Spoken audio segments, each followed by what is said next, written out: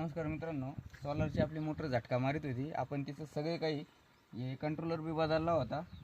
त्यानंतर आपण मोटर बी बदलली होती आणि नंतर फायनली शेवट प्रॉब्लेम ज्यावेळेस हव्या वायरी आपण काढल्या त्यावेळेस कळलं का बा कंट्रोलरचा प्रॉब्लेम नाही, मोटरीचा प्रॉब्लेम नाही, तर प्रॉब्लेम हा आपल्या पंपामध्ये आलेला होता. पंप जाम झालेला होता. त्याच्या बुशिंगा 3 HP रोटोसोल कंपनीचा आहे. तुम्ही बघू शकता इथं नाव.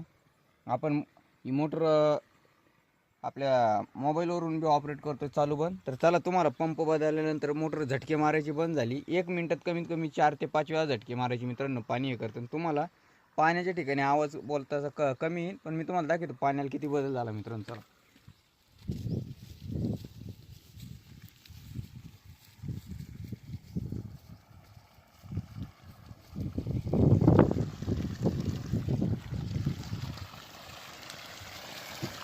बघा मित्रांनो, पाणी किती वाढलेलं आहे मोटरीचं.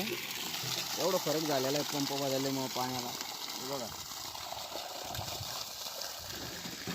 एवढं पाणी वाढलेलं आहे मोटरीचं. तर हा प्रॉब्लेम शक्यतो लक्षात येत नाही, त्यामुळं शेतकरी खूप वैतागलेला असतो मित्रांनो. इथं पाण्याचा आवाज जादा येतो, त्याच्यामुळे आपण सोलार जवळ जाऊन बोलू सावली.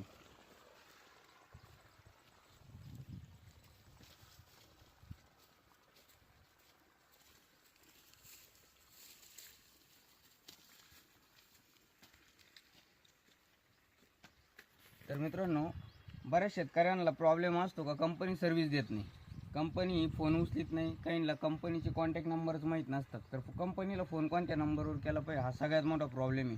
कंप्लेंट दाखल झाल्यावर कंपनीचे जे क्लायंट जे असतात सर्व्हिस देणारे जे त्यांचे प्रतिनिधी ते लवकर येत नाही. तर ह्या इथं दाखवलेलं आहे. ह्या इथं या बाजूनी तुम्हाला दाखवतो मित्रांनो. ह्या इथं तुम्हाला दिसेल यांचा टोल फ्री नंबर. ह्या इथं एक नंबर आहे आणि ह्या इथं एक खाली नंबर आहे. अभि 18001234 असा नंबर आहे. तर तुम्ही या नंबरला कॉल करून सगळी माहिती त्यांना सांगायची. आपला यो RID नंबर आहे मित्रांनो, इथं दिलेला आहे, इथं दिसतो यो RID नंबर सांगून मोबाईलवर आपण मोटर चालू बंद बी करू शकता. कंप्लेंट नोंदवायची. कंप्लेंट नोंदवल्याशिवाय आपल्याकडे कोणी प्रतिनिधी येत नाही मित्रांनो.